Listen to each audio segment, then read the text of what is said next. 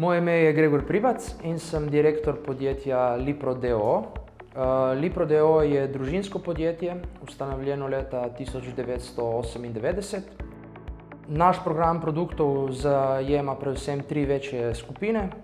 Prva je modularni sistemi, to se pravi aluminijasti profili in pa vezni elementi, ki so nekako osnova potem za oba ostala tudi programa.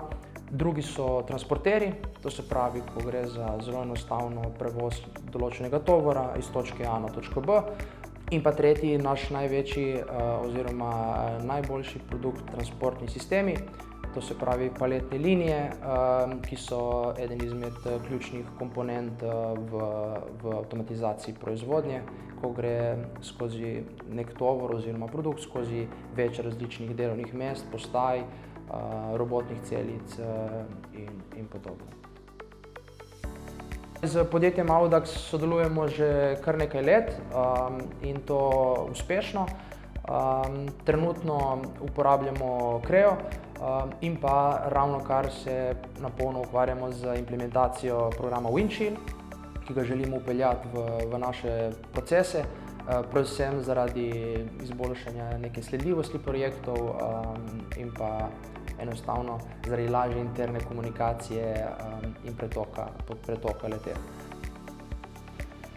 Sem Filip Kovačič, vodja razvoja v podjetju Lipro d.o.o. iz Dekana. Povod za vpeljavo MBD je bil poenostavitev proizvodnih procesov. Predvsem smo opažali, da pri bolj zapletenih konstrukcijah in linijah, kjer je en kup 2D risb, papirnatih, je dostikrat prišlo do različne interpretacije določenih podatkov iz risb, določenih kod, dimenzij, sestave. In v bistvu smo začeli tako, da smo najprej uvedli, poleg klasičnih risb, smo dodali zraven PVZ. Našim monterjem zagotovili delovne postaje, kjer so se lahko odprli modele, pogledali določene dimenzije, sestavo, si ustvarili neko svojo logiko in odziv je bil v bistvu zelo dober. Tako da potem smo na Audax Expoju prvič videli MBD, torej Model Based Definition, in smo zelo hitro videli, da to je to. Vse informacije zbrane na enem mestu, tako da smo začeli v bistvu takoj z vpeljavo. Glavni izziv je bil sprememba. Se pravi, ko nekomu, ki leta in leta dela po istih principih, je ponovadi izziv, kako to spremembo vpeljati. Na to smo bili pripravljeni, tako da smo v bistvu uvedli takoj interne izobraževanja, pokazali delavcem, zakaj je to dobro, kaj bodo s tem pridobili, in smo imeli to srečo, da je bil dober sprejem in so v bistvu nekateri potem potegnili vse ostali za sabo, ker so dejansko začeli to takoj uporabljati in rezultati so bili odlični. Težko bi govoril o nekem prihranku ur, ker nimamo serijske proizvodnje. Vsak projekt je zgodba zase. Glavni in najpomembnejši rezultati, ki smo jih v bistvu zaznali, pa so manj interakcije med konstrukterjem in proizvodnjo, ker prej pač za vsako nejasnost je bila ta interakcija med proizvodnim delavcem in razvojnikom in to smo zmanjšali nekje za 80%. Opazili smo manj napak pri izhodni kontroli. En tak primer je, na primer, ko imamo konstrukcijo z na videz enakimi profili, vendar se razlikujejo po notranji sestavi, se pravi heavy in light varianta. In v MBD-ju lahko označimo konstrukterje z barvami, torej različne tipe profilov, tako da je sestava in lažja in pravilna.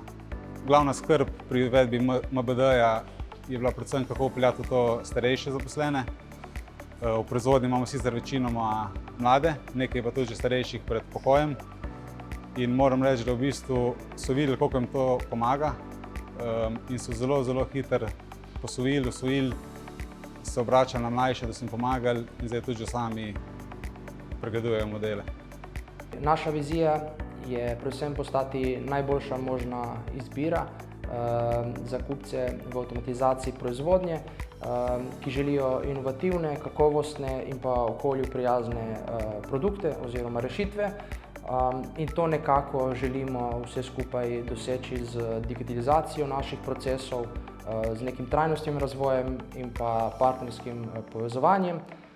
To se pravi, neko poslanstvo, ki ga živimo, je poenostavljati in izboljšati, pa naj gre to za ali naše produkte ali pa za interne procese.